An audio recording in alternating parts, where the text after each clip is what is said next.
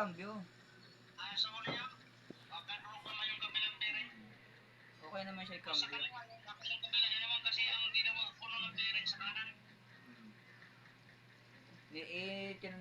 Tinabi ko doon kay Tres, kay Jan. Kaya sabi ko, baka bumiyahe ka, hindi kita mabutan. Hindi mo malaman. Tinext ko na yung kanina kay ate. Sabi ko, umingay yung yung 9, pagliko ko sa sa huli nga, hindi ko lang sa huli. Tapos ang ginawa namin ni Komang, sabi kasi ni Kuya Pante, malamang pambelt yan, baka maluwag. Nilagyan namin ng ng grasa, konti. Ganun pa rin. Sa pambelt. Sa pambelt. Kasi sabi ni Kuya Pante, baka sa yan, baka sa pambelt, maluwag, tignan mo. Sabi naman ni Kuya Abdul,